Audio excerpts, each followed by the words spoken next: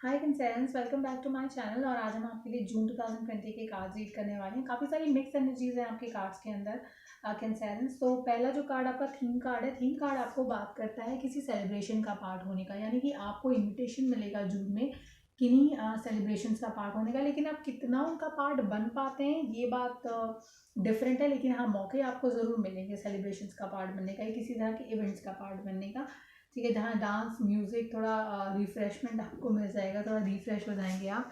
इस तरह के एनर्जीज आते हैं। एक और चीज़ जो यहाँ पर आती है फर्स्ट वीक ऑफ जून के अंदर, ये तो आपका थीम कार्ड रहा, मतलब आप काफ़ी सारे अच्छे इवेंट्स का पार्ट हो सकते हैं इन द मंथ ऑफ जून। और अपनी लाइफ को थोड़ा सा इंजॉयमेंट के मूड में आ सकते हैं, यानी कि लाइफ को भी इंजॉय करने की कोशिश बहुत ज़्यादा करेंगे आप इन द मंथ ऑफ जून।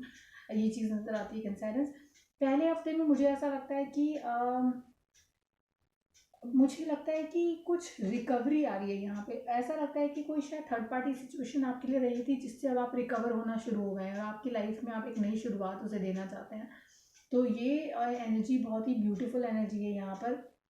तो अगर किसी दुख तकलीफ से आप घिरे हुए थे, किसी तरह की परेशानी से आप घिरे हुए थे, तो उस सिचुएशन से अब आपको बाहर निकलने का मौका मिल रहा है और आप बहुत ज़्यादा अपने आप को फ्रेश फील करेंगे, क्योंकि एक नई शुरुआत आपकी ज़िंदगी में होने वाली है। तो अगर कुछ ख़राब हो रहा था या कुछ चीज़ें ख़राब चल रही थी या नहीं वर्कआउट हो पा रही थी, तो वो चीज़ें वर्कआउट होंगी और आपकी लाइफ थोड़ी पीसफुल बनी रहेगी।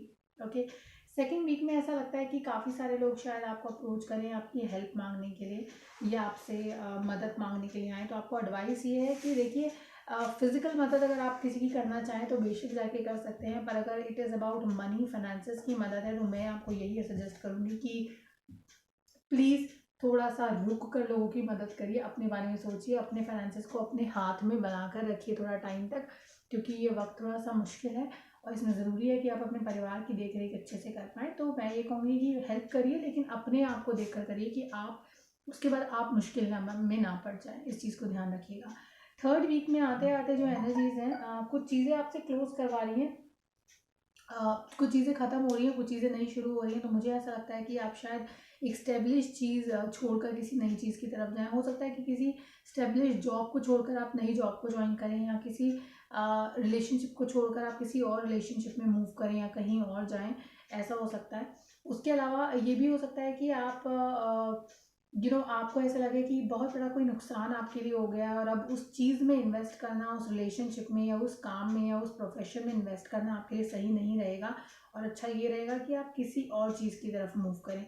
तो ये दोनों ही चीज़ें यहाँ पर आ रही हैं। मैं कार्ड्स को बार बार इसलिए देख रही हूँ क्योंकि मुझे ऐसा लगता है कि आपको ये समझाने की ज़रूरत है कि देखिए, ख़राब तो हो रही हैं चीज़ें, चीज़ें ख़त्म हो रही हैं, कुछ है जो ख़त्म हो रहा है, लेकिन ख़त्म होने के बाद आप उसको छोड़कर पीछे आगे बढ़ने बढ़ने में भरोसा रखते हैं, विश्वास रखते हैं। तो चाहे ख़त्म होने दीजिए, लेकिन आगे जो है वो बढ़ना अपना रुकिएगा नहीं।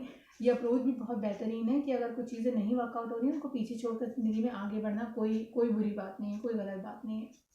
फोर्थ वीक में आते आते अगर हम फोर्थ वीक में पहुंचते हैं, चौथे हफ्ते में पहुंचते हैं, वहाँ पे काफ़ी इमोशनल बैलेंसिंग दिखाता है, बहुत जद्दोजहद दिखाता है कि आप अपने इमोशंस को मैनेज करने की कोशिश कर रहे हो, बैलेंस आउट करने की कोशिश कर रहे हो, या कोई इमोशनल प्रॉब्लम है जिसको आप बहुत टाइम से ड्रैग करते आ रहे हो अपने कंधों पर, कोशिश तो कर रहे हो बैलेंस करने की, लेकिन अब आपसे हो नहीं रही है, थोड़ा आप सफोकेट हो गए हो। तो देखिए, वक्त आ गया है कि लोगों को उनकी असलियत बता दी जाए। अगर कोई आपकी परेशानी की वजह है तो उसको जाइए और अपने मुंह से बताइए, अपने आप बताइए कि मेरे साथ ये परेशानी, ये चीज़ है जिसमें मैं आपको सपोर्ट नहीं कर सकता हूँ या नहीं कर सकती हूँ, और ओपन होकर वोकल होकर अपने बारे में लोगों को बताइए। थर्ड वीक में जो आपको चीज़ें खराब होती नज़र आ रही हैं, जो नुकसान होता नज़र आ रहा है, चीज़ें ख़त्म हो रही हैं, उनकी वजह से मैं आपको ये सजेस्ट करूँगी कि अल्कोहल का, ड्रग्स का या किसी ऐसी चीज़ का सहारा ना लें जो आपके लिए एडिक्शन बन सकता है। तो एडिक्शन से दूर रहिए। नुकसान है, लेकिन नुकसान की भरपाई उस पर और खर्चा करके नहीं की जा सकती है। आपको उस नुकसान को भरने के लिए आपको मेहनत करनी पड़ेगी, बिजनेस को और ज़्यादा बेटर स्टैब्लिश करने के लिए, उस रिलेशनशिप में या किसी और रिलेशनशिप में आपको साबित करने के लिए। अल्कोहल का अगर आप सहारा लेंगे, किसी तरह के ड्रग वगैरह का सहारा अगर आप लेते हैं, नींद की गोलियाँ, स्लीपिंग पिल्स वगैरह के आप सहारा, तो आप उसको एडिक्टेड हो सकते हैं उसके प्रति। तो मैं आपको ये सजेस्ट करूँगी कि प्लीज़ ऐसा ना करें, इस तरह की चीज़ों का सहारा ना लें, क्योंकि ये आपके लिए लॉन्ग टर्म में अच्छी साबित नहीं होंगी। ओके, आपको बहुत ज़्यादा मेहनत की आउटकम कार्ड्स आपको दो चीज़ें सजेस्ट करते हैं। पहली चीज़ कि अपनी हिम्मत बनाकर रखिए, स्ट्रेंथ की बहुत ज़रूरत है, हिम्मत बनाकर रखिए, आपके पास सारी ताकत है कि आप अपने काम को कर सकते हैं, अपने तरीके से कर सकते हैं। और उसके अलावा जो हो गया उसको जाने दीजिए, उसको पकड़ कर बैठने का कोई फ़ायदा नहीं है। तो पूरे एंथुजियाज्म के साथ, पूरी लगन के साथ, पूरी एनर्जी के साथ आप कोशिश करिए कि आप कुछ नया बनाएं अपने लिए, नया कर पाएँ अपने लिए। और जो हो चुका है, पीछे छूट चुका है, उसको पीछे छोड़ दीजिए, उसके पीछे वापस पलट कर देखने की ज़रूरत नहीं है, क्योंकि उसमें आपको फ़ायदा नहीं हो रहा था। तो ये चीज़ आपको अपने दिमाग में बिठा लेनी है। आपकी लाइफ में अगर आप किसी थर्ड पार्टी रिलेशनशिप में हैं और आप